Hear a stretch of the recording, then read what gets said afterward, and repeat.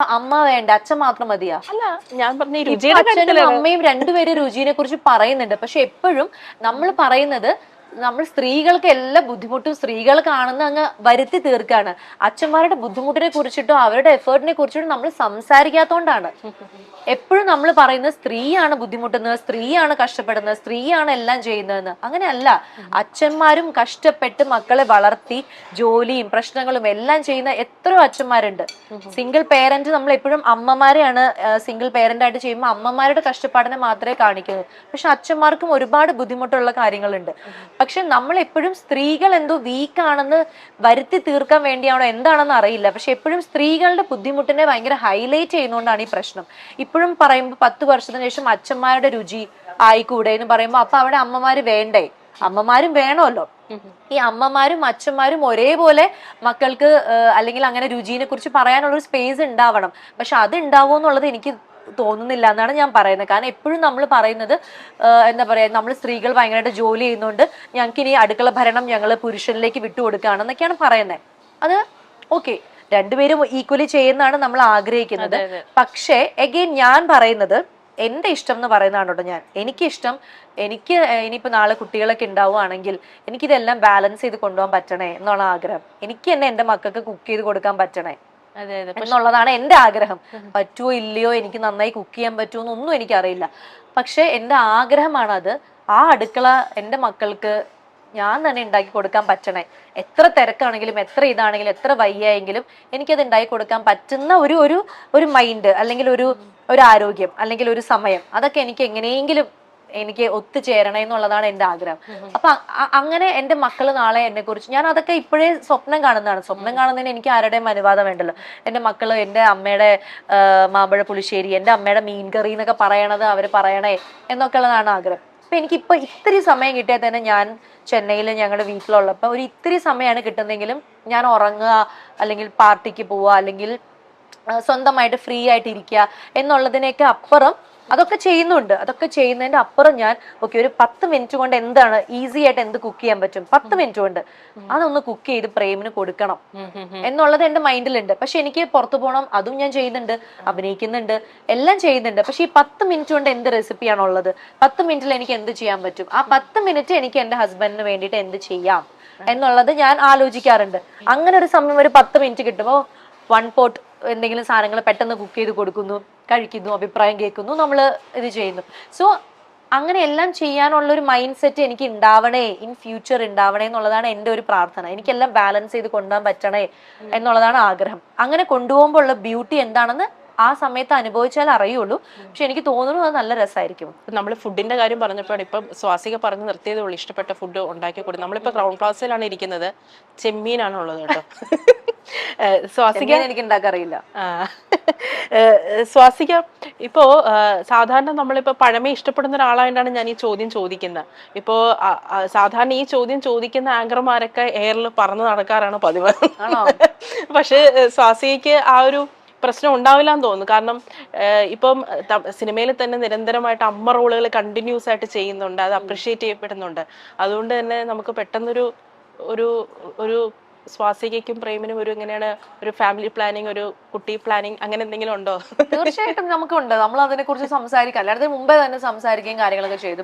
കാരണം എനിക്ക് ഭയങ്കര ഇഷ്ടമാണ് അമ്മയാവുന്നത്.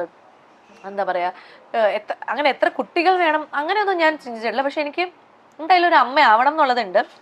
അപ്പൊ അതിന്റെ കാര്യങ്ങൾ നമ്മൾ സംസാരിക്കാറുണ്ട്, എല്ലാം ചെയ്യണം. പിന്നെ കല്യാണം കഴിഞ്ഞിട്ട് ഇപ്പൊ 1 വർഷം ആയതുള്ളൂ.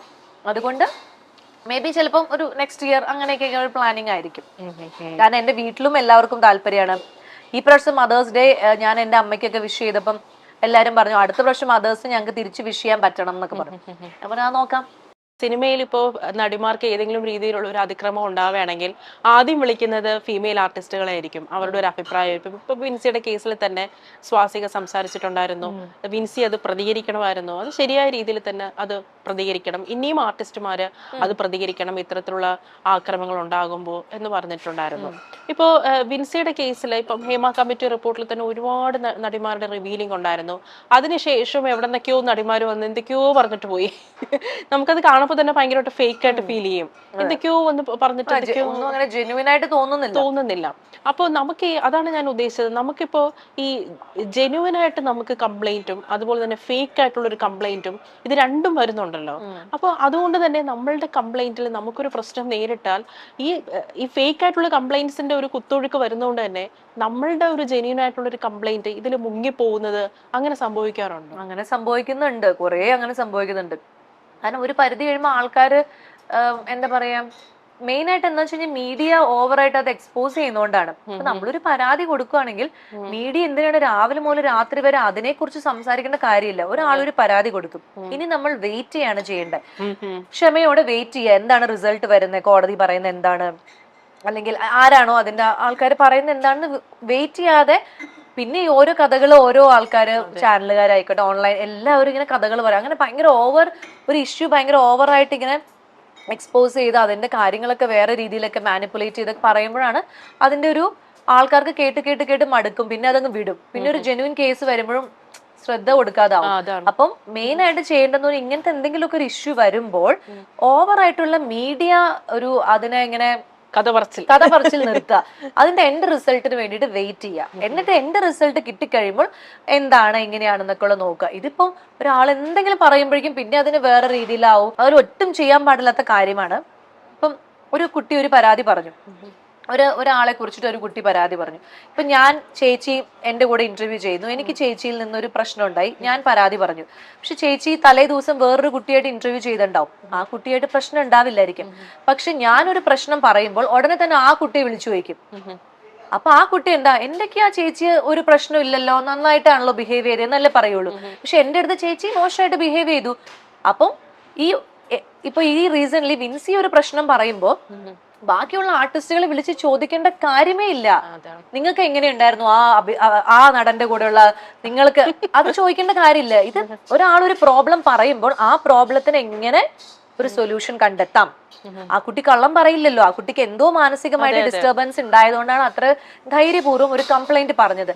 അപ്പൊ ആ കംപ്ലൈന്റിന് നമ്മള് വ്യക്തമായിട്ട് അന്വേഷിച്ച് അതിനൊരു നീതി വാങ്ങിച്ചു കൊടുക്കുന്നതിന് പകരം സ്വാസികയുടെ അഭിപ്രായം ചോദിച്ചിട്ടാണോ ചെയ്യേണ്ടത്? എനിക്ക് ആ നടനിൽ നിന്ന് എന്തുണ്ടായി എന്ന് അറിഞ്ഞിട്ട് കാര്യമില്ല.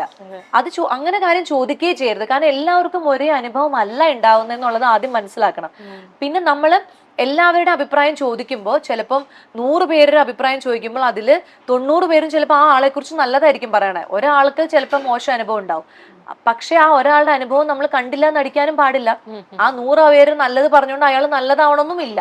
സോ ആരാണോ പരാതി കൊടുത്തത് ആ പരാതിക്ക് അനുസരിച്ചിട്ടുള്ള അന്വേഷണം നടത്തുക.